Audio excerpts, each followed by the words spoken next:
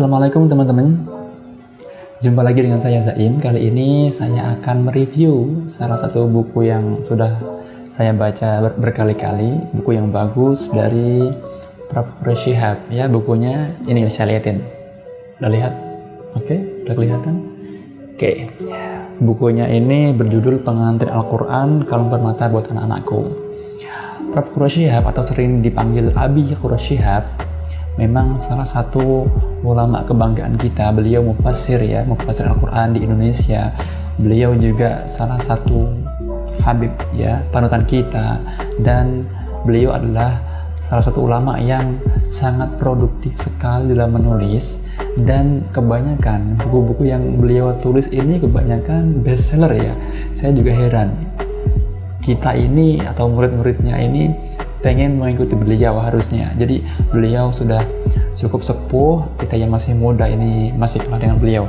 Oke, langsung saja. Ini buku tentang apa sebenarnya? Latar belakangnya seperti apa? Jadi teman-teman, buku ini awalnya merupakan kado ya, kado pernikahan. Kado pernikahan untuk putri-putri beliau ya, ketiga putri beliau.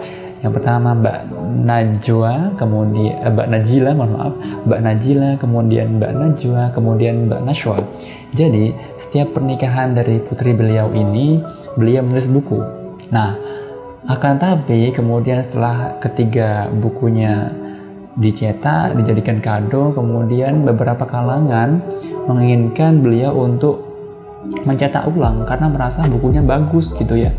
Akhirnya dicetak ulang, kemudian yang ketiganya, awalnya bukunya 3, akhirnya dijadikan 1 seperti ini ya. Buku yang dicetak, kalau saya lihat di sini itu dicetak awal tahun 2007 ya. Di tahun 2007, akan tapi yang saya pegang ini sudah masuk ke cetakan ke-10 ya, tahun 2014. Jadi teman-teman, buku ini memang sudah agak lama ya, akan tapi sangat berharga.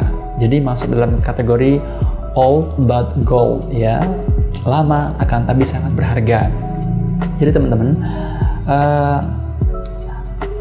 inti dari buku-buku ini itu menyangkut tentang 8 pesan atau 8 pesan beliau yang paling utama tentang pernikahan.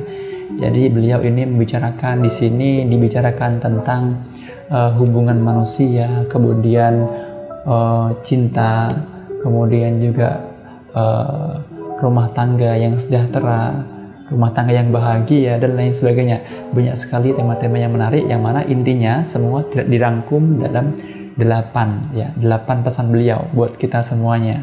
Di bagian pendahuluan, teman-teman disuguhkan alasan filosofis kenapa manusia itu menikah.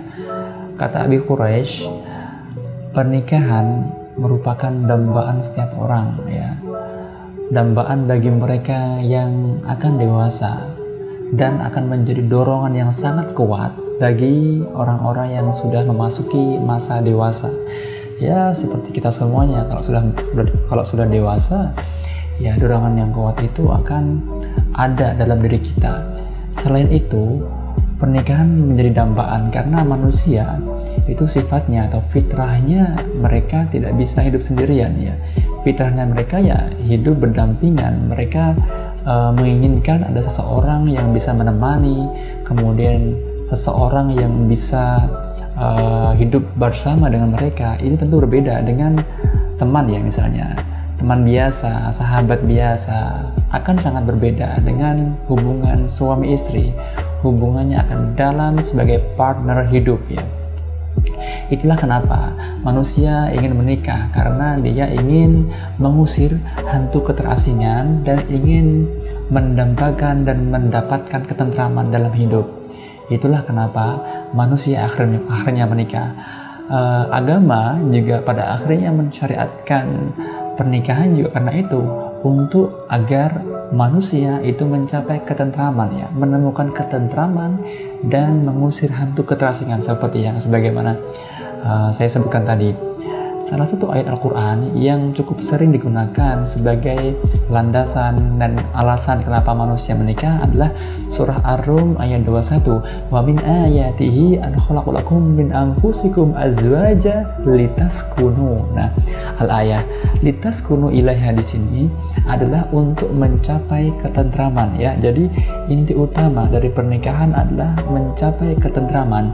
Oleh karena itu, apabila ada suatu pernikahan akan tetapi di dalamnya seseorang, baik itu suami maupun istri, tidak merasakan ketentraman, berarti perlu dipertanyakan lagi, perlu dipikirkan lagi ada masalah apa dalam pernikahannya. Selain itu teman-teman, buku ini juga berbicara tentang konsep qada qadar ya, qada qadar yang ada kaitannya dengan pernikahan. Jadi sebagaimana yang kita tahu bersama bahwasanya seringkali kita memahami konsep qada qadar Allah itu sesuatu yang telah ditetapkan oleh Allah di zaman azali dahulu kala tanpa dikaitkan dengan adanya sistem yang ada di muka bumi ini. Nah, banyak juga di antara kita misalnya memahami pernyataan kematian, kemudian kelahiran dan juga perkawinan dan pernikahan itu sesuatu yang sudah ditetapkan sedemikian rupa dengan pemahaman yang letterlek seperti itu, pemahaman yang literal. Ini yang saya kira tidak dikehendaki oleh pemahaman agama ya. Prof. Quraish Shihab tidak menghendaki pemahaman yang seperti itu. Maksudnya bagaimana? Maksudnya adalah ketika Allah menetapkan sesuatu ya dengan ilmunya, ya ini masuk dalam kategori qadar. Akan tapi dalam kaitannya dengan qadar, di sini ada sistem yang mana harus sesuai dengan usaha kita. Kita diharapkan di dunia ini untuk berusaha. Jadi ketika kita misalnya gagal dalam sebuah hubungan, misalnya kita sudah berusaha, akan tapi gagal lagi, oke, berarti itu bisa jadi adalah qadar kita. Akan tapi ketika kita sudah berusaha, kemudian sepertinya gagal, nah kita kemudian berdoa kepada Allah Subhanahu wa Ta'ala untuk mendapatkan rahmatnya. Mendapatkan rahmat Allah, inilah yang penting sebenarnya. Apabila kemudian Allah mengabulkan doa kita, disitulah terjadi perubahan qadar. Jadi Allah sendirilah yang mengubah takdir kita. Jadi dalam salah satu surah Al-Quran, surah Ar-Ra'd ayat 39, yamhullahu ma yasha'u yuthbit wa 'indahu ummul kitab. Allah sendirilah yang menghapus dan menetapkan sesuatu ya, apapun itu yang ada di muka bumi ini, dan Allah juga yang nantinya akan mengubah takdir kita. Misalnya kita ini diijabahi doa kita. Ayat tadi juga menjadi salah satu ayat yang dijadikan khutbah Nabi Muhammad SAW ketika melakukan atau melakukan khutbah nikah ketika Sayyidina Ali bin Abi Thalib menikah dengan Fatimah Zahra binti Rasul Muhammad SAW. Jadi penting sekali kita memahami tentang konsep kematian, kelahiran, dan pernikahan ini tidak dengan konsep takdir yang sedemikian rupa ya, tidak pemahaman yang letterlek yang kemudian menyebabkan kita ini agak pesimis gitu ya. Itu yang dikehendaki. Saya ingin membagikan salah satu quotes menarik dari Prof. Quraish tentang cinta dalam buku ini. Menurutnya cinta ada masa kelahirannya, ada juga masa perkembangannya, namun bisa jadi cinta juga ada masa kematiannya. Oleh karena itu, tugas kita adalah menghadapi dan mengatasinya agar cinta kita dengan pasangan tidak akan mati. Lalu bagaimana penilaian saya tentang buku ini? Kelebihannya apa, kekurangannya apa gitu yang ada dalam buku Prof. Quraish Shihab ini atau buku pengantin Al-Quran ini? Ya, bagi saya kelebihan dari buku ini sangat banyak sekali ya. Di antaranya yang saya rasakan sendiri adalah buku ini merupakan salah satu buku yang berbicara tentang pernikahan dan perkawinan dalam Islam. Itu tidak hanya menggunakan pendekatan-pendekatan yang ada dalam Islam saja, akan tapi digunakan dengan ya pendekatan dari ilmu-ilmu lain, kemudian ada juga penjelasan dari tokoh-tokoh barat juga, jadi terasa gak kering gitu ya. Soalnya saya sudah baca berkali-kali, akan tapi ketika saya baca ulang lagi itu terasa enak saja gitu, akan malah akan semakin menambah pemahaman saya. Dan juga ketika beliau menjelaskan ayat Al-Quran, sunnah Nabi, hadis Nabi Muhammad SAW, itu penjelasannya memang penjelasan yang mudah dipahami, dicerna, dan memang enak gitu aja. Karena gini, coba ya teman-teman, kalau selama ini ketika membaca buku tentang Islam ya, ketika ada yang menjelaskan menggunakan ayat-ayat Al-Quran, sunnah Nabi, itu merasa nggak terkadang kok ada ayat-ayat terus gitu ya, penjelasannya kurang gitu, jadi kurang paham, jadi semacam, mohon maaf ya, kayak nyantumin ayat satu dengan ayat yang lainnya, yang mana maknanya itu kurang didapatkan gitu.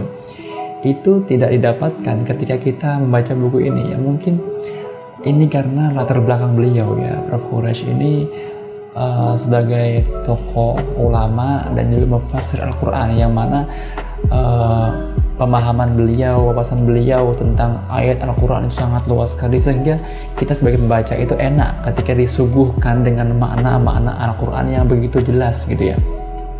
Nah, lalu bagaimana kekurangan dari buku ini? Ya, jujur saja teman-teman, saya agak sulit ketika menemukan kekurangan dari buku ini ya. Bukan berarti saya ini murid dari beliau ya, akan tapi karena emang saya agak sulit menemukan kekurangannya apa yang ada dalam buku ini.